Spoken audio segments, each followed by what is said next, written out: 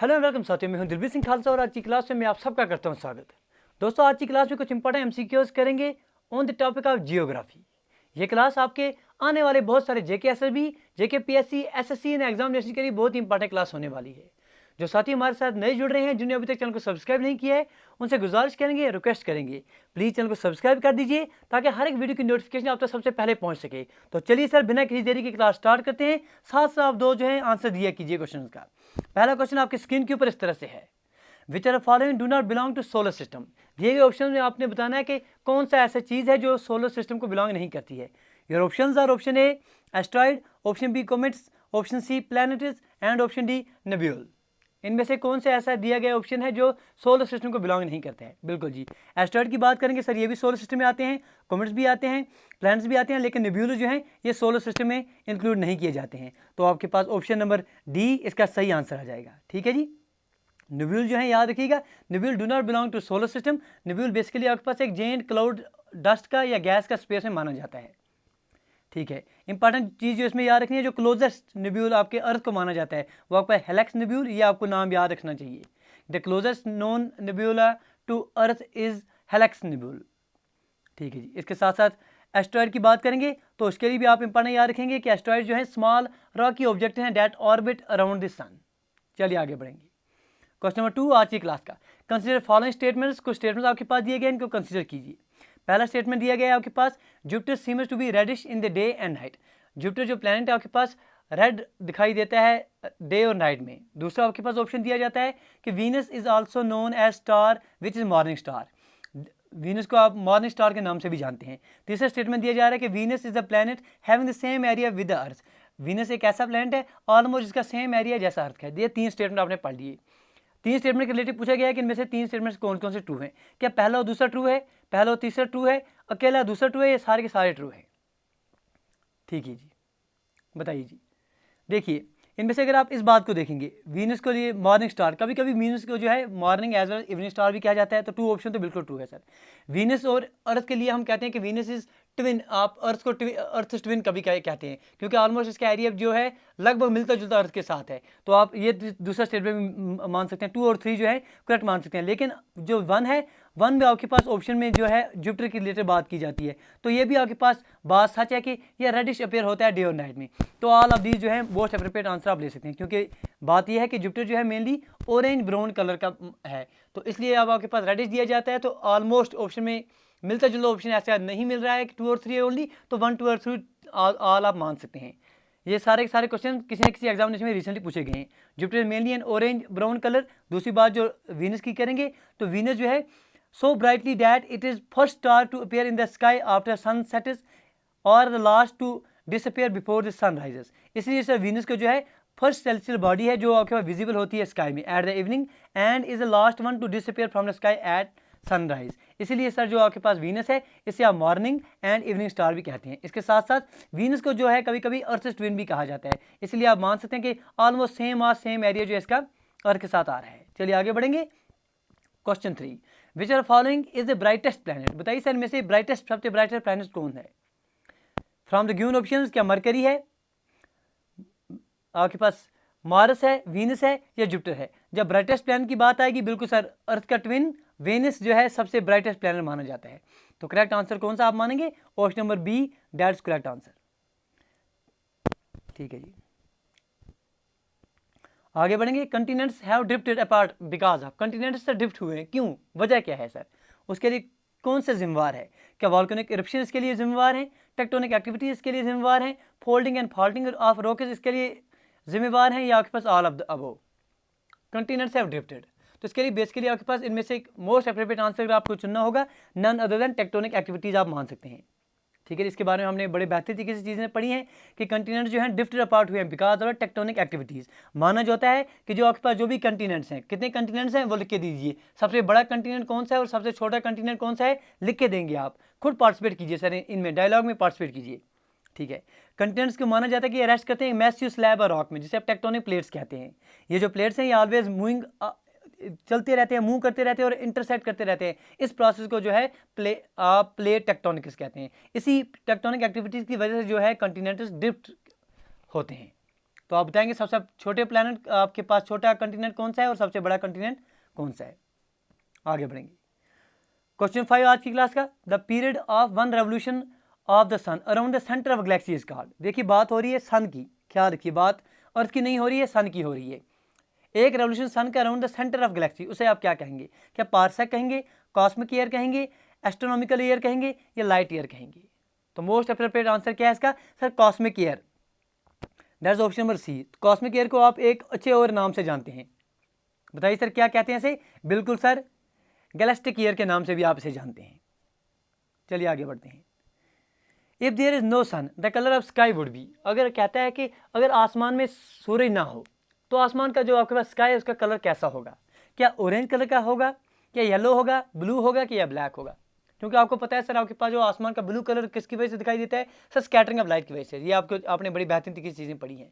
अगर अब आपके पास सूरज ना हो तो कलर कैसा दिखाई देगा? बिल्कुल सर पूरे का पूरा ब्लैक दिखाई देगा। That is option number D correct answer आ जाएगा। सीख रहे हैं तो साथ साथ लाइक शेयर सब्सक्राइब आपका आना चाहिए मेरे दोस्त। स्काई अपीयर्स ब्लू, क्यों ब्लू आता है? बिकॉज स्कैटरिंग जो आपके पास सनलाइट है ये स्कैटर्ड की जाती है किनकी वजह से? जो गैस मॉलिक्यूल्स मौजूद हैं एटमॉस्फेयर में। अगर कोई भी एटमॉस्फेयर नहीं होगा, सन नहीं होगा, जो आपके पास स्काई है सर ये आपके पास पूरे का पूरा ब्लैक काला दिखाई देगा। Question 7 the Saturn ring is discovered by, जो सैटर्न रिंग्स है इनकी खोज, इसकी डिस्कवरी किसने की थी? क्या कॉपरनिकस ने की थी, न्यूटन ने की थी, गैलीलियो ने की थी या none of these?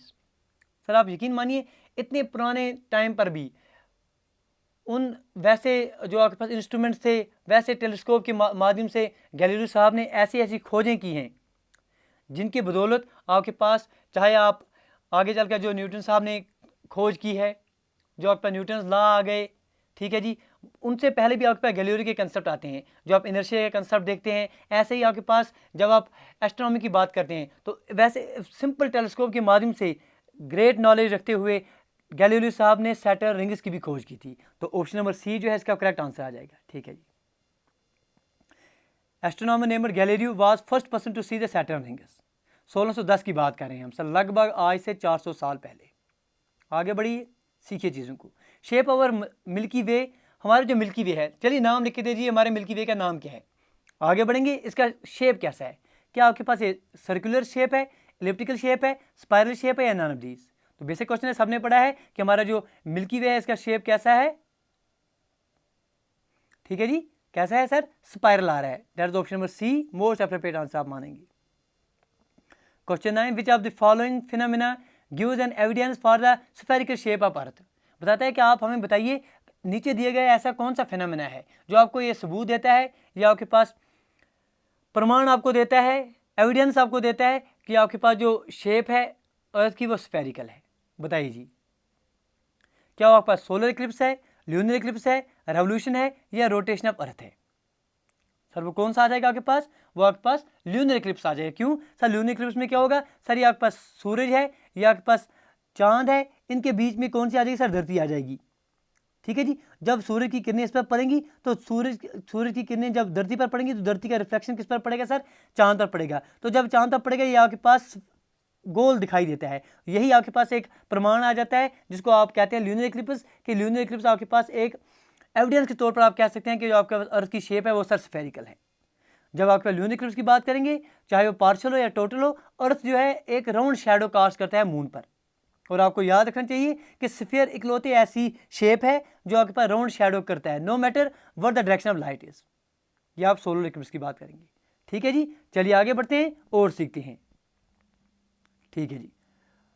Solar eclipse occurs when, lunar eclipse आपने पढ़ लिया। लूनर इक्लिप्स क्या है सर? जब आपके पास सूरज और चांद के बीच में धरती आ जाए। अब आप पूछा जा रहा है कि आपके पास सोलर इक्लिप्स क्या है। ऑप्शंस आपके पास किए जा रहे हैं। Earth comes between sun and moon. B option, moon is at right angle to the earth. C option, moon comes between sun and earth. And option D, sun comes between moon and earth. जब आपके पास मेरे दोस्त solar Eclipse की बात होगी तो ये आपके पास सन हो गया। अगर आपके पास ये आपके पास सन हो गया, सन और अर्थ यहाँ पर हो गई, सन और अर्थ के बीच में आपके पास मून आ जाता है, ये आपके पास कहलाता है सोलर इक्लिप्स। तो moon comes between sun and earth, that is option number C इसका करेक्ट आंसर आ जाएगा। Solar eclipse occurs when the moon, जब मून आपके पास जो है सन और अर्थ के बीच में आ जाएगा, उसे आप सोलर इक्लिप्स कहते हैं। चलिए आगे बढ़ते हैं। चलिए जी आगे बढ़ते हैं। अगला क्वेश्चन आपके स्क्रीन के ऊपर बिल्कुल इस तरह से है, the position of earth in its orbit when it is at it is greater distance from the sun causing summer in the north hemisphere is. आपको बताना है कि जो पोजीशन है अर्थ की अपने ऑर्बिट में, जब ये ग्रेटर डिस्टेंस पर होगी सन से, जिसकी वजह से आपके पास समर होता है आपके नॉर्थ हेमिस्फीयर में, आपको बताना है उस पोजीशन को आप क्या कहेंगे। क्या आप पेरिहेलियन कहेंगे, एपीहेलियन कहेंगे, पेरी कहेंगे या एपोज कहेंगे? तो करेक्ट आंसर आपके पास क्या होना चाहिए, जब greatest when it is at the greatest distance from the sun causing summer in the north hemisphere, उसे आप क्या कहेंगे, नन अदर देन एपीहेलियन आप कहेंगे। ठीक है मेरे दोस्त। During its revolution around the sun the earth is farthest from the sun on 4 July, और इस पोजीशन को, ये जो आपका 4 जुलाई को पोजीशन आ जाती है, इसको आप एपीहेलियन कहते हैं, एपीहेलियन के नाम से आप जानेंगे। It is 6 months long day in the northern polar region and 6 months long night in northern polar region. कह रहा है कि आपके पास 6 महीने का लॉन्ग डे होता है नॉर्दर्न पोलर रीजन में, और 6 महीने की लॉन्ग नाइट होती है साउदर्न पोलर रीजन में। वजह क्या है, इसका रीज़न क्या है? 4 ऑप्शन आपके पास दिए गए हैं। Earth is revolving around the sun, क्योंकि सर अर्थ जो है वो सन के अराउंड रिवॉल्व करती है सर, इसी वजह से होता है। दूसरा ऑप्शन आपके पास दिया गया है अर्थ जो है इंक्लाइनेड है टुवर्ड्स इज ऑर्बिटल प्लेन। तीसरा ऑप्शन दिया गया है कि अर्थ जो है सर रोटेट कर रही है। चौथा ऑप्शन नन ऑफ दीज। बताइए सर इनमें से कौन सा ऑप्शन इसकी वजह बनता है, जिसकी वजह से सर आपके पास नॉर्दर्न पोलर रीजन में 6 महीने का डे हो जाता है और आपके पास साउदर्न पोलर रीजन में 6 महीने की नाइट हो जाती है। वजह यह है कि अगर आप देखेंगे सर अर्थ अपने ऑर्बिट सर टिल्टेड होती है, because earth is inclined towards the orbital plane. Sir यही वजह है, इसी वजह से यार आपके पास ये चीज़ें फिनोमेना आपको देखने को मिलता है। Polar experience about 6 months of day and 6 months of night. वजह क्या है, because of tilt of earth on its axis. इस टिल्ट की वजह से ईच पोल जो है टिल्ट रहता है towards and away from the sun for about 6 months each. जब ये सन की तरफ मुंह करके रहेगा 6 महीने के लिए, तो 6 महीने की डे हो गया। तो जब आपके पास अवे फ्रॉम द सन होगा तो वहाँ पर नाइट आ जाएगी। When a ship crosses date line from west to east, जब आपके पास एक शिप वेस्ट से ईस्ट की तरफ क्रॉस कर रहा है, समझिए सर बात को, ये चीज़ें आपने समझनी है। जब आपके पास ये आपके पास वेस्ट है, वेस्ट से अगर आप ईस्ट की तरफ मूव कर रहे हैं तो आप क्या करेंगे सर, एक दिन आप आगे चले जाते हैं, that is you gain a day. ठीक है जी। ऑप्शन नंबर बी जो है ये आप याद रखें, अगर आप ईस्ट से वेस्ट की तरफ जाएंगे आपको एक डे सब्ट्रैक्ट करना पड़ेगा। जब आप वेस्ट से ईस्ट की तरफ जाएंगे तो आप एक दिन जो है गेन करेंगे। When a ship crosses the international date line from west to east, then its time moves forward by 1 day. International date line basically आपके पास एक इमेजिनरी लाइन है जो आपके पास सरफेस पर ड्रा की गई है, that runs from the north to south pole and demarcates 1 calendar day from the next. ठीक है जी। ये सर इस तरह से बनाई गई है कि अक्सर ये जो है आपके लैंड सरफेस में से आपके पास जो दी गए हैं आइलैंड्स, फिजी, यहाँ पर ये सर डिवेट होती है। It pass through the middle of the Pacific ocean, रफली 180 डिग्री लॉन्गिट्यूड से सर ये पास होती है और डिवेट होती है यहाँ जब आपके पास ऑस्ट्रेलियन आइलैंड्स हो गए, फिजी, समोआ और गिलबर्ट आइलैंड पर। इंटरनेशनल जो आपके पास डेट लाइन है ये आपके पास अपोजिट आ जाती है अर्थ के जो प्राइम मेरिडियन है। एक ट्रैवलर जो क्रॉस करता है इंटरनेशनल डेट लाइन को east bound, that is Japan से यूएसए की तरफ, अगर आप देखेंगे तो उसको सब्ट्रैक्ट करना पड़ेगा एक दिन और 24 आवर्स। इसी तरह से अगर आपके पास इंटरनेशनल डेट लाइन को आप क्रॉस करते हैं sir west bound, that is west से ईस्ट की तरफ, जैसा क्वेश्चन में पूछा गया है, तो आपके पास 24 आवर जो है ऐड करने पड़ेंगे, एडवांस हो जाएंगे आप कैलेंडर डेट में बाय 1 डे। ठीक है जी। ये फिनोमेना आप याद रखेंगे, अगर आप वेस्ट से ईस्ट की तरफ जाएंगे तो आप एक दिन गेन करेंगे, अगर आप ईस्ट से वेस्ट की तरफ जाएंगे तो आपके पास एक दिन जो है लूज हो जाएगा। Question 14, the chemically inactive gas present in the atmosphere is. जो केमिकली इनएक्टिव गैस आपके एटमॉस्फेयर में है वो कौन सा है? क्या नाइट्रोजन है, आर्गन है, वाटर वेपर्स हैं या ऑक्सीजन है? आर्गन आपके पास इनर्ट गैस में आ जाएगा तो आर्गन को आप कंसीडर करेंगे। ऑप्शन नंबर बी इसका आप मोस्ट एप्रोप्रिएट आंसर मान लेंगे।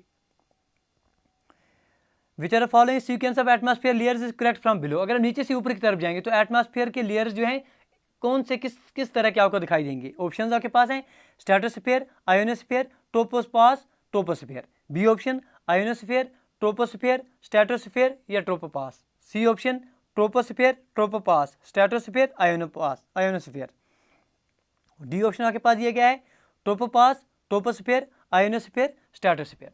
तो आपने बड़े बेहतरीन तरीके से हमने हमारे साथ ये पढ़े हैं लेयर्स ऑफ एटमॉस्फेयर, जहाँ हमने ट्रोपोस्फीयर, स्ट्रेटोस्फीयर, मीजोस्फीयर ये चीज़ें पढ़ी हैं। तो आप सबसे नीचे आपके पास ट्रोपोस्फीयर आता है, फिर इसका ट्रोपोपास आ जाएगा, फिर स्ट्रेटोस्फीयर, फिर उसके पास ionosphere. That's option number C most appropriate answer. ये आपके पास इसके परतें हैं, ट्रोपोस्फीयर, उसके बाद स्ट्रेटोस्फीयर, फिर मीजोस्फीयर, फिर थर्मोस्फीयर, फिर एक्सोस्फीयर। जो भी आपके पास जो क्लाइमेट रिलेटेड फिनोमेना हो गए, ये सारी बातें हम कहाँ पढ़ते हैं सर? ट्रोपोस्फीयर में पढ़ते हैं। बताइए मेरे दोस्त, जो ओजोन के लिए चीज़ें हम पढ़ते हैं वो कहाँ पर आप पढ़ते हैं, किस लेयर में पढ़ते हैं, वो आप हमें बताएंगे। A sudden fall in barometric reading indicators. एक सडन फॉल जो आपके पास बैरोमीट्रिक रीडिंग में आ जाती है, इसका मतलब क्या है? ये किसको इंडिकेट करता है? क्या ये आपके पास रेन को इंडिकेट करता है, स्टॉर्म को इंडिकेट करता है, फाइन वेदर को इंडिकेट करता है, या एक्सट्रीम कोल्ड को इंडिकेट करता है? जब भी आपके पास बैरोमीटर की रीडिंग जो है एकदम से सडन फॉल हो जाए, तो आप यकीन मानिए, कहिए अपने आप से, कहिए कि लगता है तूफान आने वाला है। तो तूफान का मतलब क्या है मेरे दोस्त? लगता है स्टॉर्म आने वाला है। That is option number B most appropriate answer आप मानेंगे। ठीक है, sudden fall in barometric reading indicate करता है स्टॉर्म। एक स्टॉर्म जो है बेसिकली आपके पास वहाँ पर आप स्टॉर्म में आपके पास एक सेंटर ऑफ लो प्रेशर होता है with system of high pressure surrounding it. क्योंकि जो प्रेशर है फॉल होता है while going into the storm, this ये जो है फॉल आ जाएगा आपके बैरोमीटर में। किसकी वजह से? स्टॉर्म। जब आपके पास बैरोमीटर में रीडिंग में सडन फॉल आ जाएगा तो ये आपको दर्शाएगा किसका? सर आपके पास स्टॉर्म आने का अंदाजा है। The form of precipitation in which the raindrops get frozen into the ice on coming in contact with cold layer of air near the earth's surface is called। Form of precipitation आपने बतानी है जिसमें rain drop जो हैं जम जाते हैं, सब फ्रोज हो जाते हैं आइस में। जब ये आपके पास कंटैक्ट में आते हैं कोल्ड लेयर, अर्थ के नज़दीक जो एयर की कोल्ड परत है उसके कंटैक्ट में आने से ये आपके पास फ्रोज हो जाते हैं या आपके पास जम जाते हैं आइस में। उसे आप क्या कहेंगे? क्या फॉग कहेंगे, हेल कहेंगे, स्लीट कहेंगे, या स्नोफॉल कहेंगे? तो मोस्ट एप्रोप्रिएट आंसर इसका क्या माना जाता है? याद रखिएगा, स्लीट जो है आप याद रख दीजिएगा इसका। ठीक है मेरे दोस्त, तो most appropriate answer option number C, that is sleet. Sleet occurs when snowflake is melt into a rain drop in a wedge of warm air well above the ground. Ground के ऊपर सर ये आपके पास rain drop में ठीक है पिघल जाते हैं, फिर आगे चल के ये नए से फ्रीज हो जाते हैं लेयर ऑफ फ्रीजिंग एयर में जस्ट अबव द सरफेस। इस रिजल्ट जो है जो फ्रोजन रेन ड्रॉप्स बन रहे हैं, स्मॉल आइस पेल्टिस आपको देखने को मिलेंगे। सन हेलो जो है is produce by refraction of light इन। जो सन का हेलो है ये प्रोड्यूस होता है, रिफ्रैक्शन हो रही है लाइट की, किस में? क्या वाटर वेपर्स जो आपके पास स्ट्रेटस क्लाउड में हो रहे हैं, आइस क्रिस्टल जो आपके पास साइरो क्यूमुलमस क्लाउड में आ रहे हैं, आइस क्रिस्टल जो आपके पास साइरस क्लाउड्स में आ रहे हैं, या डस्ट पार्टिकल्स इन स्ट्रेटस क्लाउड्स में आ रहे हैं? तो इसके लिए आप याद रखेंगे। हो सकता है आपके पास क्वेश्चन आपने पहले सुना ना हो, तो रिसेंटली किसी एग्जाम में पूछा गया, तो आप याद रखेंगे sun's halo is produced by the refraction of light in ice crystals in cirrus clouds. ठीक है जी। Smog is likely to occur around valleys near lakes on calm clear and cool nights near the industrial areas. Smog अगर आपको पता होगा sir, तो smog का बनना सबसे ज़्यादा चांसेस कहाँ हैं? तो सबसे ज़्यादा वहाँ चांस होंगे जहाँ इंडस्ट्रियल एफ्लुएंट्स आपको मिलेंगे। तो इंडस्ट्रियल एरिया के नज़दीक सर ये आपके पास स्मॉग देखने को मिलती है। जो आपके पास इंडस्ट्रियल स्मॉग है टिपिकली आपके पास अर्बन एरियाज़ में देखने को मिलती है, जहाँ पर आपके पास फैक्ट्रीज से जो निकलने वाले फॉसिल फ्यूल्स का धुआं है, कोल हो गए, इनकी वजह से आपके पास स्मोक और सल्फर डाइऑक्साइड ये मिक्स होते हैं फॉग ड्रॉपलेट्स में, जिनकी वजह से एक थिक ब्लैंकेट ऑफ हेज बन जाती है ग्राउंड के नज़दीक, जिसे आप स्मॉग का नाम देते हैं। Which are following is produced by the rapid ascent of moist air. Rapid ascent of moist air, इसकी वजह से क्या बनता है सर? ये आपने सर बड़े बेहतरीन तरीके से बहुत बार सुना होगा हेल का नाम। ठीक है जी, हेल स्टॉर्म भी आपके पास अक्सर न्यूज़ में रहता है, तो ये आप बड़े बेहतरीन तरीके से पढ़ेंगे। Anti cyclones are caused by. Anti cyclones किसकी वजह से बनते हैं? वायलेंट विंड्स की वजह से बनते हैं, हैवी रेनफॉल की वजह से बनते हैं, wind that blows spirally outward from the center इसकी वजह से बनते हैं, wind that blows spirally inward इसकी वजह से बनते हैं। एंटी साइक्लोन्स की बनने की वजह अगर आपसे पूछा जाएगा, जो हवा जो ब्लो करती है spirally outwards from the centre, उसी वजह से आपके पास जो एंटी साइक्लोन्स हैं वो देखने को मिलेंगे। That is option number C, winds that blow spirally outward from the center. Sir यही वजह आपके पास आ जाती है। Anti cyclones are caused by wind that blow spirally outward from the center. ये चीज़ आप याद रखेंगे, क्वेश्चन पूछा जा सकता है। पूछा जा रहा है क्वेश्चन में instrument use to record the earthquake. जो आपके पास अर्थक्वेक वेव्स हैं इनको रिकॉर्ड करने के लिए कौन सा आला, कौन सा इंस्ट्रूमेंट आप इस्तेमाल करते हैं? क्या बैरोग्राफ का इस्तेमाल करेंगे, हाइड्रोग्राफ का इस्तेमाल करेंगे, पेंटोग्राफ का इस्तेमाल करेंगे, या सिस्मोग्राफ का इस्तेमाल करेंगे? तो बहुत बेसिक क्वेश्चन है, अक्सर आपने सुना होगा कि हम रिकॉर्डिंग करने के लिए सिस्मोग्राफ का इस्तेमाल करते हैं। सिस्मोग्राफ सर एक इंस्ट्रूमेंट है जिसका आप इस्तेमाल करते हैं to record the vibrations of earth. Seismograph के बारे में आप याद रखेंगे। इसी तरह से अगर आपको पूछा जाएगा पहला जो सिस्मोग्राफ है इसकी इन्वेंशन के लिए आप चाइनीज़ एस्ट्रोनॉमर और मैथमेटिशियन जेंग हेंग इनको खिताब दिया जाता है। जेंग हेंग इन्होंने पहली बार इसकी इन्वेंशन की थी। बैरोमीटर में पूछा जाए कि बैरोमीटर क्या है, ऐसा बैरोमीटर एक ऐसा इंस्ट्रूमेंट है जो इस्तेमाल आप करते हैं ताकि मेजर किया जाए एटमॉस्फेरिक प्रेशर को। किसी पर्टिकुलर एनवायरनमेंट में अगर आपके पास एटमॉस्फेयर प्रेशर को मेजर करना हो तो बैरोमीटर एक इंस्ट्रूमेंट आपके पास आ जाता है जिसका आप इस्तेमाल कर सकते हैं। पेंटोग्राफ का यूज़ अगर आप देखेंगे सर एक ऐसा इंस्ट्रूमेंट है use to reproduce an enlarge और रिड्यूस्ड स्केल। ठीक है जी, ये इस्तेमाल किया जाता है ताकि रिप्रोड्यूस किया जाए, एनलार्जड और रिड्यूस्ड स्केल में इस्तेमाल किया जाता है। हाइड्रोग्राफ की बात करेंगे सर, हाइड्रोग्राफ क्या है सर? हाइड्रोग्राफ एक ग्राफ है जो आपको शो करता है स्टेज, डिस्चार्ज, वेलोसिटी या अदर प्रॉपर्टीज किसकी, वाटर फ्लो की विद रेस्पेक्ट टू टाइम। ठीक है जी, ये आप बताइए सर, आपके पास क्वेश्चन दिया गया है, अच्छा क्वेश्चन है सर, इस क्वेश्चन को समझिए। देखिए सर, ये मैच और फॉलोइंग दिया गया है। रिवर इनमें से किसके साथ रिलेटेड है, ग्लेशियर इनमें से किसके साथ रिलेटेड है, अंडरग्राउंड वाटर किसके साथ रिलेटेड है, विंड इनमें से किसके साथ रिलेटेड है। बेसिकली अगर क्वेश्चन आप अच्छे से देखेंगे, क्वेश्चन में आपको बताना है कि डिपोजिशनल लैंड फार्मर्स जो बनते हैं, जो डिपोजिशनल लैंड फार्मर्स इनकी वजह से बनते हैं, उनके साथ इनका रिलेशन क्या है। देखिए सर, अगर आप रिवर देखेंगे, रिवर की वजह से जो डिपोजिशनल लैंड फार्मर्स बनते हैं उन्हें आप क्या कहते हैं सर? उन्हें आप मीडर के नाम से जानते हैं। अगर आप ग्लेशियर की बात करेंगे तो जब ग्लेशियर पढ़ते हैं तो उसके आप सरक्यू का नाम अपने ग्लेशियर के साथ रिलेटेड पढ़ा होगा। अगर आप अंडरग्राउंड वाटर की बात करेंगे तो अंडरग्राउंड वाटर में तो आप जो आपके पास स्टैलेग्माइट हो गए, इनके साथ आप इसका रिलेशन मानते हैं। और विंड तो है, विंड के बारे में आप बार्चिन के साथ इसको रिलेट मानेंगे। मतलब ए का रिलेशन किसके साथ आ रहा है सर? 4 के साथ। ए का 4 के साथ या तो ये आ सकता है या ये आ सकता है। बी का 1 के साथ, तो ऑप्शन नंबर बी जो है इसका करेक्ट आंसर आ जाएगा। ठीक है मेरे दोस्त, सर ये क्या है? These are depositional land formers. चलिए आगे बढ़ेंगे। अगला क्वेश्चन आपकी स्क्रीन के ऊपर, which European country has over 200 volcanoes, many of them still alive. कौन सी यूरोपियन कंट्री ऐसी है जिसमें आपके पास लगभग 200 वॉल्कनोज हैं और अक्सर ये वॉल्कनोज अभी भी एक्टिव हैं? क्या ये फिनलैंड है, क्या आइसलैंड है, एयरलैंड है या नॉर्वे है? तो क्वेश्चन पूछा जाए एग्जाम में तो आप करेक्ट आंसर क्या देंगे इसको? None other than Iceland. ठीक है जी, आइसलैंड। हंड्रेड्स ऑफ वॉल्कनोज वहाँ आपको मिलेंगे जिनमें से लगभग 30 के करीब जो है एक्टिव वॉल्कनोज अभी आपको देखने को मिलेंगे। एक इंपॉर्टेंट जगह है जिससे आप सर्ट्स के नाम से जानते हैं। One of the youngest island in the world is part of, इसी आइलैंड क्या है? यंगेस्ट आइलैंड जो है।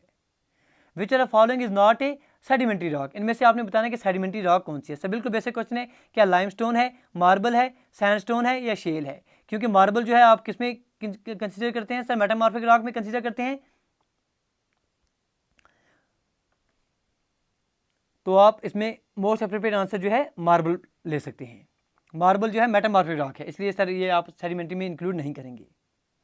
मेटामॉर्फिक रॉकेट जो हैं ये बने तो आपके पास सेडिमेंट्री, इग्नियस या प्री एक्सिम मेटामॉर्फिक रॉकेट से ही बने होते हैं, जिन पर हीट, प्रेशर, केमिकल, आपके पास रिएक्टिव वाटर इनका असर होता है। इनकी वजह से जो आपके पास सेडिमेंट्री रॉकेट्स हो गए, इग्नियस रॉकेट्स हो गए या प्री एग्जिस्टिंग मेटामॉर्फिक रॉकेट जो हैं ये मेटामॉर्फिक रॉकेट्स में चेंज हो जाते हैं। ठीक है जी, ये फेलाइट हो गए, सिस्ट, गिनीज, क्वार्टसाइट, वाइल, ये सारे के सारे आप एग्जाम्पल ले सकते हैं सेडिमेंट्री रॉक्स के। Which are following pair is correct. बताइए सर इनमें से कौन सा पेयर करेक्ट है? Shale possessive lamination. सर ये पहली बात इसमें करेक्ट आ रही है कि शेल जो है इसमें लेमिनेशन का कंसेप्ट आपको देखने को मिलता है, तो मोस्ट एप्रोप्रिएट आंसर इसका आप ए ही मान लेंगे क्योंकि ये चीज़ें आपने बड़े बेहतर तरीके से एनसीईआरटी से बड़ी होती हैं। Which are following rock is transformer into marble. बताइए सर इनमें से कौन सा रॉक है? अभी आपने पढ़ लिया, क्या आपको पता है सर कि मेटामॉर्फिक रॉक का है मार्बल? तो ये बना किन से है सर? कोई ना कोई, या तो इग्नियस रॉक या तो सेडिमेंट्री रॉक से चेंज हुए होंगे प्रेशर की वजह से, हीट की वजह से।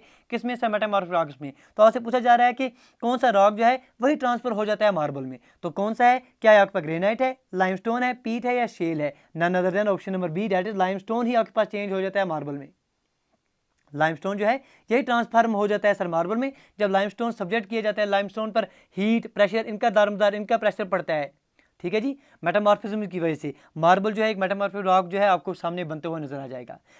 आपके पास जो मार्बल है इसकी कंपोजिशन अगर आपसे पूछी जाएगी, आप बोलेंगे sir marble is composed of calcite और फार्मूला आपके पास CaCO3, ये आप याद रखेंगे। पूछा जा रहा है कि जो आपके पास ग्लेशिएटेड रीजन्स हैं ये किसके साथ आपके पास एसोसिएटेड हैं? क्या वी शेप्ड वैली के साथ रिलेटेड हैं, सैंड ड्यून्स के साथ रिलेटेड हैं, यू शेप्ड वैली के साथ रिलेटेड हैं, या आपके पास टेलसाइट के साथ रिलेटेड हैं। ये जो टेलसाइट अभी अभी हम आप पढ़ रहे थे रिवर आपके पास अंडरग्राउंड वाटर के साथ। तो आप हमें बताएंगे कि ग्लेशिएटेड रीजन किसके साथ एसोसिएटेड हैं। तो जब ग्लेशिएटेड रीजन की बात करेंगे वो किसके साथ रिलेटेड है, none other than U shaped valleys. ठीक है जी, इस तरह की यू शेप्ड वैलीज आपने अगर देखी होंगी, U shaped valleys toe valleys या ग्लेशियल टोज जिन्हें कहा जाता है, these are form by the process of glaciation. अगर आप वी शेप्ड वैलीज की बात करेंगे तो वी शेप्ड वैलीज अगर आप देख रहे हैं, इस तरह की जो वैलीज आपको देखने को मिल रही हैं, ये कुछ वी तरह की बनती हुई नजर आ रही हैं। ये वी शेप्ड वैली जो है these are found in the upper course of river, river के ऊपरी हिस्से में, ऊपर अपर कोर्स में आपको ये इस तरह की वैलीज बनती हुई नजर आएंगी, जहाँ पर जो रिवर है वो तेजी से चलता है through the narrow channel with A steep gradient. Comets revolve around, comets किसके इर्द गिर्द रिवॉल्व करते हैं, सन के इर्द गिर्द, मून के आपके अर्थ के इर्द गिर्द, वीनस के इर्द गिर्द, नो सिंगली हेवनली बॉडी। तो कॉमेट्स की बात करेंगे they revolve around the sun. Option number A correct answer आप मानेंगे। Which two planets of the earth system have no satellite, बताइए सर इनमें से कौन से ऐसे दो प्लैनेट हैं जिनका कोई भी सैटेलाइट मेरे दोस्त नहीं है। क्या आपके पास मरकरी और वीनस हैं, क्या आपके पास वीनस और मार्स हैं, मरकरी और प्लेटो हैं, वीनस और नेपट्यून हैं। तो करेक्ट आंसर क्या आ जाएगा सर, मरकरी और वीनस, इनके कोई भी नेचर सैटेलाइट आपको नहीं देखने को मिलते हैं। इन और सोलर सिस्टम सारे planets have nature system except Mercury and Venus. तो मरकरी और वीनस को छोड़ के अर्थ की बात करेंगे, अर्थ के पास नेचर सैटेलाइट कौन सा सर, मून है।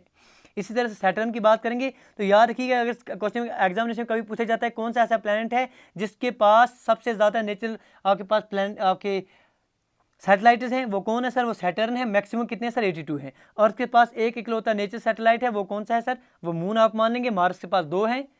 ठीक है जी, ये चीज़ आपने याद रखनी है। On which are the following planets of solar system does the sun rise in the west and set in the east. बताइए सर ऐसा कौन सा प्लैनेट है जहाँ पर सूर्य जो है राइज कहाँ होता है सर, वेस्ट में, और सेट कहाँ पर होता है सर, ईस्ट में। देखिए अक्सर क्या है, अक्सर जो प्लैनेट्स हैं जैसे अर्थ की बात करेंगे सर, वो रिवॉल्व करते हैं किस, आप रोटेट करते हैं सर, किस तरह से रोटेट करते हैं, वो वेस्ट से ईस्ट की तरफ रोटेट करते हैं, जिसकी वजह से आपके पास सनराइज ईस्ट में हो जाता है अर्थ पर, और सनसेट जो है वेस्ट में आपको देखने को मिलता है। लेकिन वीनस की बात करेंगे सर, वो ईस्ट से वेस्ट की तरफ आपके पास रोटेट करती हुई नजर आएगी, जिसकी वजह से आपके पास वीनस में जो सनराइज है वो वेस्ट में होता है और सनसेट जो है वो ईस्ट में हो जाता है। तो वीनस इसका आप करेक्ट आंसर मान लेंगे। उम्मीद है बात पकड़ में आई होगी। वीनस जो है सर रोटेट करती है opposite direction, that is east से वेस्ट की तरफ रोटेट करती है। अर्थ जो है वेस्ट से ईस्ट की तरफ रोटेट करती है, लेकिन वीनस जो है सर ईस्ट से वेस्ट की तरफ रोटेट करती है, जिसकी वजह से वीनस जो है सनराइज आपके पास वेस्ट में हो जाएगा और सनसेट जो है आपके पास ईस्ट में हो जाएगा। Which planet look is reddish in the night sky, कौन सा ऐसा प्लैनेट है जो रेड कलर का दिखाई देगा आपके पास नाइट स्काई में। तो रेडिश कलर का अगर आपसे पूछा जाएगा, रेड कलर का, क्योंकि रेड कलर का प्लैनेट आप किसे कहते हैं सर, मार्स को आप जो है रेड कलर का प्लैनेट मान लेंगे। तो ऑप्शन नंबर बी जो है आप करेक्ट आंसर इसका मान लेंगे। ऐसा क्वेश्चन अभी आप बोलेंगे सर आपने पहले क्वेश्चन में भी ऐसी बात की थी सर, वहां पर आपके पास ऑप्शन वैसा नहीं मिल रहा था, इसीलिए सर हम as per the given option हमने जो मोस्ट अप्रोप्रिएट आंसर है वहां पर वो चुना था, जब हम जुपिटर की बात कर रहे थे, जब क्वेश्चन में दिया गया था। तो आगे चलकर हमने उसको सिद्ध भी किया आपके लिए। लेकिन अगर आपके पास गिवन ऑप्शन में दिया जाएगा कि रेड प्लैनेट किसे कहा जाएगा, मार्स ऑप्शन में कहीं पर होगा, तो आप आंख बंद करके उसको आंसर देंगे। वजह भी क्या है सर, फेरिक ऑक्साइड। ठीक है जी, क्योंकि फेरिक ऑक्साइड की मौजूदगी जो है मार्स की सरफेस पर, इसी वजह से मार्स जो है आपके पास रेड कलर का दिखाई देता है नाइट में। जो आपके पास हेलिक के कॉमेट हैं, हेलिक्स कॉमेट जो है वो अपेयर होते हैं once in a period of कितने साल के बाद सारी आपके पास नजर आते हैं। हेलिक्स कॉमेट्स अपेयर, सर ये आप डेटा याद रखेंगे, 75 से 76 साल के बाद नजर आते हैं। That is option number C, correct answer आप मान लेंगे। ये जो है सन के ऑर्बिट में रहते हैं, सन के ऑर्बिट करते हैं every 75 to 76 years, so this is the time between appearance. तो पिछली बार जो लास्ट टाइम इसको देखा गया था वो आपके पास ऑलमोस्ट आप मानते हैं कि 2061 में आप इसको अब अगली बार देखेंगे, इससे पहले 1986 के आसपास इसको देखा गया था। पार्सेक जो है ये किसका यूनिट है, पार्सेक जो है किसका यूनिट है, क्या डेंसिटी ऑफ स्टार्स का यूनिट आ जाता है, क्या आपके पास एस्ट्रोनॉमिकल डिस्टेंस का यूनिट आ जाता है, ब्राइटनेस ऑफ हेवनली बॉडीज का यूनिट आ जाता है, orbital velocity of giant star का आ जाता है पार्सेक का। पार्सेक का अगर आप देखेंगे तो लाइट ईयर के इर्द गिर्द आप जो है उसके साथ इसको रिलेट करते हैं, अगर आपको याद होगा। पार्सेक बेसिकली आपके पास, क्योंकि लाइट ईयर जो है डिस्टेंस को मेजर करता है, तो आप कह सकते हैं कि आपके पास पार्सेक जो है ये भी एस्ट्रोनॉमिकल डिस्टेंस को ही मेजर करता है। तो ऑप्शन नंबर बी इसका आप करेक्ट आंसर मेजर याद रखेंगे। अगर आपके पास रिलेशन पूछी जाएगी एक पार्सेक किसके बराबर है, it's equal to 3.26 light years. आगे बढ़ेंगे, question 35, which are following gases is most predominant in the sun. सबसे ज्यादा इनमें से कौन सा गैस है जो प्रीडोमिनेंट है सन में, कौन सा इसका गैस है, अगर आपको पता होगी वो आपके पास none other than option number B, that is hydrogen है। बताइए सर कितने दोस्त ऐसे हैं जो चैनल पर अभी नए ऐसे हैं जो चैनल को लगातार देख रहे हैं वीडियोस, लेकिन अभी तक चैनल को सब्सक्राइब नहीं किया है, उनसे रिक्वेस्ट करेंगे प्लीज़ चैनल को सब्सक्राइब कर दीजिए, क्योंकि अगर आप किसी भी एग्जामिनेशन जेके एसएसबी, जेके पीएससी, एसएससी की तैयारी कर रहे हैं तो यहाँ हम बेहतर से बेहतर कंटेंट फराहम करने की कोशिश कर रहे हैं। तो आप दोस्त भी अपना साथ जो है बनाए रखिए। 75% जो सन का मास है वो आपके पास हाइड्रोजन का बना है, इसलिए हम कहते हैं कि हाइड्रोजन गैस जो है is the most predominant gas in the sun. Earth जो है रोटेट करती है अपने एक्सिस पर, कहाँ से कहाँ तरफ, तो ये इसके बारे में हमने ऑलरेडी बात कर चुके हैं, क्योंकि आपके पास जो अर्थ है रोटेट करती है सर वेस्ट से ईस्ट की तरफ, इसी वजह से आपके पास सनराइज जो ईस्ट में होता है, सनसेट जो है वेस्ट में होता है। तो आप कहेंगे earth rotated around the axis from west to east, that is option number D correct answer है। वीनस आपके पास ईस्ट से वेस्ट की तरफ रोटेट करता है। चलिए सर आगे बढ़ेंगे, question 37, summer solstice in southern hemisphere occur June. जो आपके पास समर सोल्टाइज होता है ये साउदर्न हेमिस्फीयर में कब होता है, ये तब होगा जब सूर्य की किरणें लगातार डायरेक्टली ट्रॉपिक ऑफ कैप्रिकॉर्न पर गिरेंगी। वो कब गिरती है मेरे दोस्त, वो आपके पास दिसंबर की 22 तारीख को गिरेंगी, याद रखिएगा। 13 क्वेश्चन और हैं आपके पास हैं, 50 क्वेश्चन बराबर आपने करने हैं मेरे दोस्त हमारे साथ मिलकर। तो 22 दिसंबर को आप ट्रॉपिक ऑफ कैप्रिकॉर्न पर डायरेक्ट सन रेज पड़ती हैं, जिसकी वजह से आपके पास साउदर्न हेमिस्फीयर में आप क्या मानेंगे सर, समर मानेंगे। Which of one of the following is produced bye rain water action. इनमें से सर ऐसा कौन सा फिनोमेना है जो रेन वाटर एक्शन की वजह से बनता है, सर वो कौन सा सर, गुली जो है, गुली फिनोमेना आपने अगर सुना होगा तो गुलीज किसकी वजह से बनती है सर, रेन वाटर एक्शन की वजह से बनते हैं। ये गुली जो है स्मॉल नैरो पैसेज आपने देखी होगी जंगलों में, यूजुअली बाय द स्ट्रीम और बाय द रेन, इस तरह के आपने अक्सर देखे होंगे अगर आप जंगलात में कभी गए होंगे। 1 degree of longitude on the equator is equal to distance of, 1 degree जो आपके पास लॉन्गिट्यूड का है इक्वेटर पर, वो कितनी डिस्टेंस के बराबर है। ऑप्शन सर थोड़ी ठीक चेंज करिएगा, ये आपके पास 59 है, ये आपके पास 69 है और ये आपके पास 60 है। क्या आपके पास 34.5 माइल्स के बराबर है, 59 माइल्स के बराबर है, ये आपके पास 59 माइल्स है, ये आपके पास 69 माइल्स है, ये आपके पास 60 माइल्स है। ठीक है जी, तो करेक्ट आंसर क्या है, लगभग सर 111.12 किलोमीटर आप मानते हैं, वही अप्रॉक्सीमेटली डिस्टेंस 69 माइल्स आ जाती है। तो option number C that 69 miles आप मान लेंगे। 1 degree of longitude on the equator is equal to distance 69 miles और 111.2 किलोमीटर, ये आप याद रखेंगे। The Victoria Falls in Africa is located on which river. बहुत बेहतरीन सर, ये देखिए विक्टोरिया, पहले आप पिक्चर कितनी खूबसूरत है, बताइए सर, है ना, बहुत खूबसूरत है। चलिए आप खूबसूरती अच्छी होगी, आप बताइए किस रिवर पर है ये जो विक्टोरिया फॉल्स है। याद रखिए, पहली बात तो आपको याद रखनी है कि विक्टोरिया फॉल्स कहाँ है, एग्जामिनेशन पूछा जाए तो आप आंख बंद करके आंसर दे देंगे सर ये आपके पास अफ्रीका में है। दूसरी बात पूछा जाए कि किस रिवर पर है, तो आपका आंसर क्या होना चाहिए सर, नन अदर देन ज़ैम्बेज़ी। ठीक है जी, जो आपके पास विक्टोरिया फॉल्स है, विक्टोरिया फॉल्स आप याद रखेंगे कि आपके पास ये वाटर फॉल्स हैं ज़ैम्बेज़ी रिवर पर, साउदर्न अफ्रीका में, which provide habitat for several unique species of plants and animals. तो आपके पास अप्रोप्रिएट आंसर इसका क्या जाएगा सर, ज़ैम्बेज़ी रिवर, इस पर आपके पास याद रखना है विक्टोरिया फॉल्स के बाद। Lunar Eclipse is caused by, अब ऐसा क्वेश्चन आप ऑलरेडी पढ़ चुके हैं सोलर इक्लिप्स के लिए। अब ल्यूनर इक्लिप्स कब होगा, जब मून और सन के बीच में आपके पास अर्थ आ जाएगी, earth comes between sun and moon, option number B. ठीक है जी, ये याद रखिए, ये दो चीज़ें हैं, एक तो सोलर इक्लिप्स कैसे होगा सर, ये अर्थ हो गया, ये सन हो गया, सन और अर्थ के बीच में सर कौन आ गया सर, बीच में मून आ गया, तो आप बोलेंगे सर सोलर इक्लिप्स हो गया। ये आपके पास सन हो गया, ये आपके पास मून हो गया, सन और मून के बीच में अर्थ आ गई, तो आप कहेंगे सर ल्यूनर इक्लिप्स हो गया। Lunar Eclipse does not occur every month, आप कह रहे हैं कि जो आपके पास ल्यूनर इक्लिप्स है वो हर महीने में नहीं होता है, वजह क्या है सर, क्यों नहीं होता है। पहला ऑप्शन आपके पास दिया जा रहा है कि sun's orbit is not always in the same plane as a moon. दूसरा ऑप्शन आपके पास भी बोला जा रहा है moon revolves at a slower speed than the earth. तीसरा ऑप्शन आपके पास दिया जा रहा है moon orbit is not all the time in the same plane as the earth, या नन ऑफ दीज। हर महीने आपके पास ल्यूनर इक्लिप्स नहीं देखा जाता है। वजह यह है कि आपका जो मून का ऑर्बिट है वो all the time same plane as earth नहीं होता है। तो option number C most appropriate answer आप इसका मान सकते हैं। They do not happen month because the earth is orbit around the orbit around the moon around the sun is not same as the moon's orbit। ठीक है, आगे बढ़ेंगे। Question 43, the tide maximum height is known. आपके पास लहरें Tide जो है maximum height पर हो गया, उसे आप क्या कहेंगे? दो तरह की आप टाइड्स पढ़ते हैं, एक तो नीप टाइड हो गई अक्सर आप जो पढ़ते हैं, दूसरा आपके पास स्प्रिंग टाइड हो गई। तो जब आपके पास टाइड मैक्सिमम पर होंगी, क्या आप उसे इक्विनॉक्स कहेंगे, नीप टाइड कहेंगे, स्प्रिंग टाइड कहेंगे या सुनामी कहेंगे? जब मैक्सिमम पर होंगी तो आप उसे स्प्रिंग टाइड कहते हैं। ठीक है जी, स्प्रिंग टाइड आप मान लेंगे। Tide maximum height is known as spring tide. Spring tide कब होगी? बस सन, अर्थ और मून सर एक ही लाइन में आपको देखने को मिल रही है। ठीक है जी, इस तरह से सर आपके पास ये मैक्सिमम बड़ी टाइड देखने को मिल रही हैं। जब आपके पास यहाँ पर मून ये इस ये खींच रहा है तो आपके पास टाइड छोटी बनती हुई नजर, तो आप नीप टाइड्स कहेंगे।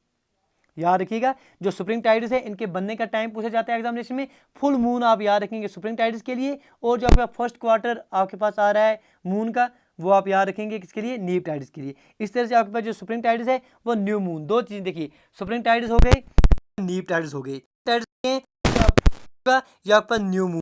नीप टाइड्स कब बनते हैं? जब आपके पास फर्स्ट मून का होगा या क्वार्टर मून का होगा, रखनी है।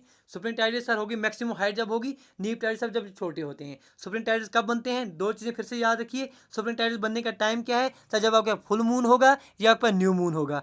नीप टाइड्स कब बनेंगे? जब आपका फर्स्ट क्वार्टर ऑफ मून होगा या लास्ट क्वार्टर ऑफ मून होगा। ये चीज़ें आपने याद रखनी है। International date line passes through. International date line कहाँ से पास होती है? अक्सर तो सर आपके पास ये हमने इस तरह से बनाए हैं कि ये आपके पास समुद्र में से, दरिया में से पास होती हैं, लेकिन यहाँ से दिया गया है किस स्टेट में से पास होंगी। तो आप जो है चार ऑप्शन आपके पास हैं। क्या बेरिंग स्टेट लिखेंगे, क्या गिब्राल्टर स्टेट लिखेंगे, क्या आपका फ्लोरिडा स्टेट लिखेंगे, या आपका मलाक्का स्टेट लिखेंगे? तो मोस्ट अप्रोप्रिएट आंसर आप क्या लिखेंगे sir? Bearing state.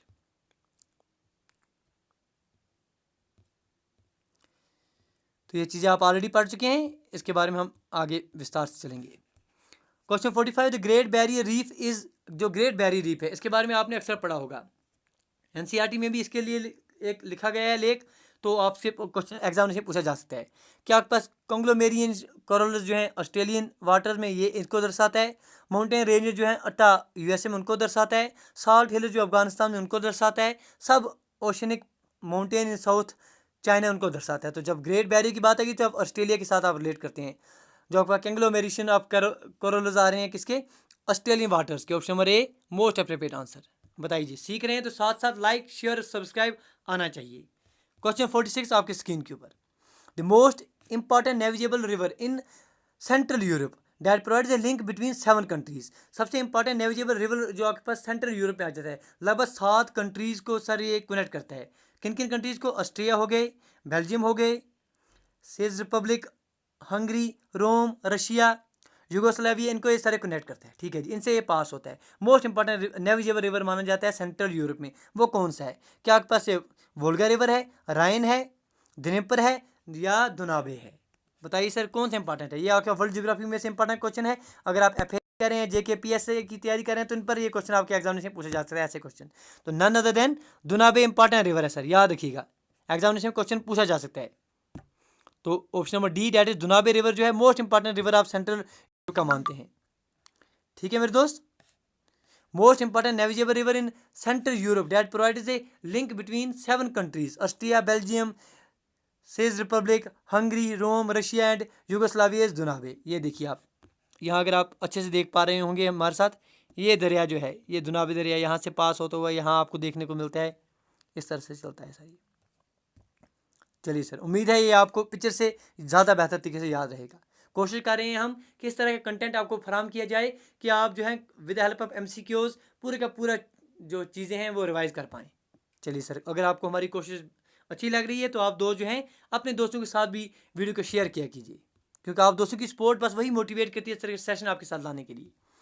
Question 47, which one of the following countries celebrate Christmas festival in summer season. अब आपने पढ़ लिया हमारे साथ पीछे, क्या आपने पढ़ लिया कि जब आपके पास साउदर्न हेमिस्फीयर में समर कब होगा, तो साउदर्न हेमिस्फीयर में आपके पास, क्योंकि आपको पता है सर 22 दिसंबर के बाद साउदर्न हेमिस्फीयर में आप समर मान लेते हैं, ठीक है चीज़ आपको पता है सर, वो चीज़ आपने हमारे साथ पढ़ ली, अच्छे से पढ़ ली। फिर आपके पास बात होती है कि साउदर्न हेमिस्फीयर में कौन सी ऐसी कंट्री आ जाएगी इनमें से, उस पर ही, क्योंकि 25 दिसंबर में आपके पास क्रिसमस आ रहा है कि नहीं आ रहा है, कि 25 दिसंबर में आपके पास क्रिसमस आ रहा है। 25 दिसंबर में नॉर्दर्न हेमिस्फीयर में बात करेंगे सर, वहाँ तो विंटर है, वहाँ तो विंटर है, लेकिन अगर आपके पास साउदर्न हेमिस्फीयर में से कोई कंट्री है तो वो आपके पास ऑस्ट्रेलिया है, ऑस्ट्रेलिया में आपके पास समर आ जाएगा। तो करेक्ट आंसर ऑप्शन नंबर ए, ठीक है जी। यही वजह है सर, अगर आपने बहुत बार जो आपके पास इंडिया और ऑस्ट्रेलिया के बीच में सर एक बहुत इंपॉर्टेंट ट्रॉफी खेली जाती थी, ठीक है, उसका नाम आप लिख देंगे, गवास्कर डैश ट्रॉफी होती थी वो उसका नाम आप हमें बताएंगे, ठीक है जी। तो जब ये आपके पास, जब ये अक्सर विंटर में खेली जाती थी, तो आप देखते थे कि कितनी अच्छी गर्मी वहाँ पर आपको देखने को मिलती थी, क्योंकि वो साउदर्न हेमिस्फीयर में आता है। तो यही वजह है कि जब आपके पास क्रिसमस का माहौल होगा तो फिर ऑस्ट्रेलिया में समर का सीजन होगा। Countries that celebrate Christmas in summer वो कौन कौन से इंपॉर्टेंट याद रखिए, ऑस्ट्रेलिया हो गए, साउथ अफ्रीका हो गए, न्यूजीलैंड हो गए, मध्य सागर हो गए। These countries that fall in the southern hemisphere will celebrate Christmas in the summer. वजह यही कि ये साउदर्न हेमिस्फीयर में आते हैं और सूर्य की किरणें डायरेक्ट यहाँ पर पड़ती हैं, ठीक है, इस टाइम पर। Which are following desert does not lie in the northern hemisphere. अब बताइए इनमें से सर नॉर्दर्न हेमिस्फीयर में कौन नहीं है। क्या गोपी जो आपके पास डेजर्ट्स हैं ये आपके पास नॉर्दर्न हेमिस्फीयर में नहीं है, कलाहारी नहीं है, सहारा नहीं है, थार नहीं है। देखिए सर, जो आपके पास अक्सर आपने सर गोपी का भी नाम पड़ा होगा, सहारा, थार, ये सारे के सारे नॉर्दर्न हेमिस्फीयर में हैं, लेकिन कलहारी जो है ये आपके पास साउदर्न हेमिस्फीयर में है। कहाँ पर है याद रखिएगा सर, आपके पास कंटेंट अवेलेबल है, याद रखिए, यहाँ पढ़ लीजिए कि कलहारी जो डेजर्ट है does not lie in the northern hemisphere या साउदर्न हेमिस्फीयर में है।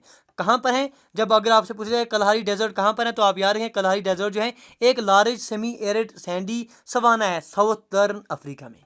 कहाँ पर है सर, साउदर्न अफ्रीका में है। अगर आप गोपी डेजर्ट की बात करेंगे सर, ये कहाँ पर है, ये northern China and southern Mongolia में आपको देखने को मिलेंगे। इसी तरह से अगर आपसे पूछा जाएगा कि सहारा डेजर्ट कहाँ है, सर सहारा डेजर्ट आपके पास अफ्रीकन कंटिनेंट में है। अगर आपसे पूछा जाएगा मेरे दोस्त कि आपके पास थार डेजर्ट कहाँ पर है, तो थार डेजर्ट आप याद रखें ग्रेट इंडियन डेजर्ट के नाम से भी आप इसे जानते हैं, एक एरिड रीजन है इन the north western part of Indian सब कंटिनेंट, ठीक है जी, ये चीज़ आपने याद रखनी है। Which one of the following cover the highest percentage of forest area in world. आपने बताना है नीचे दिए गए ऑप्शन में से कौन सा ऐसा ऑप्शन है which covers the highest percentage of forest area in world. क्या आपके पास टेम्परेट कॉनिफेरस फॉरेस्ट्स हैं, टेम्परेट डेसिडियस फॉरेस्ट्स हैं, ट्रॉपिकल मानसून फॉरेस्ट हैं, ट्रॉपिकल रेन फॉरेस्ट हैं। इनके डीप में जाने की जरूरत नहीं है, सिर्फ आपने बताना है हमें कि हाईएस्ट परसेंटेज ऑफ फॉरेस्ट किसका है, none other than tropical coniferous forests. Option number A आप मान सकते हैं। Tropical coniferous forests cover the highest percentage of forests in the world. Question 50 आपके स्क्रीन के ऊपर, the greatest average rainfall precipitation is in. ठीक है, क्वेश्चन को आप समझिए कि ग्रेटेस्ट एवरेज एनुअल प्रेसिपिटेशन किसमें पूछी गई है, पूरे वर्ल्ड में पूछी गई है। ग्रेटेस्ट एवरेज एनुअल, हाईएस्ट के बारे में नहीं पूछा, ग्रेटेस्ट एनुअल एवरेज तो किसकी है, वो नन अदर फिलीपींस की मानी जाती है। याद रखिएगा कि ग्रेटेस्ट एवरेज एनुअल प्रेसिपिटेशन जो है फिलीपींस की मानी जाए। मीन एनुअल रेनफॉल जो है फिलीपींस में वेरी होती है 965 टू 4064 मिलीमीटर एनुअली। अगर आप इसके बावजूद ये क्वेश्चन पूछा जाए कि हाईएस्ट रेनफॉल जो है इंडिया में या वर्ल्ड में कहाँ रिकॉर्ड की गई है, सर आप बोलेंगे सर मोसरियाम जो विलेज है आपके पास मेघालय में, वहाँ पर ये हैवी रेनफॉल प्रेसिपिटेशन रीजन माना जाता है। रीजन एक्सपीरियंस करता है सर 200 से 300 centimetre rainfall belong to this zone. Most of the eastern India जो है कवर्ड रहता है under this zone. These regions are also home of tropical rain forest. तो ये इंपॉर्टेंट क्वेश्चन है जो आपके एग्जामिनेशन में, चाहे किसी भी आप एग्जामिनेशन की तैयारी कर रहे हो, JKSSB की, JKPSC की, SSC की, अकाउंटेंट एंड फाइनेंस की तैयारी कर रहे हैं, JKPSI की तैयारी कर रहे हैं, VLW की तैयारी कर रहे हैं, पटवारी की तैयारी कर रहे हैं, हर एक एग्जामिनेशन में सर ये चीज़ें पूछी जा सकती हैं। कोशिश कर रहे हैं सर आपके साथ बेहतर से बेहतर कंटेंट देने की, गुजारिश करते हैं आप दोस्तों से। अगर आज की क्लास में आपने कुछ सीखा है तो प्लीज़ लाइक, शेयर और सब्सक्राइब करना ना भूलना, क्योंकि आप दोस्तों की सपोर्ट जो है बस वही मोटिवेट करती है इस तरह के सेशन आपके साथ लाने के लिए। मिलते हैं सर अगली वीडियो में। Till then do take your best care. Thank you, thanks a lot for watching.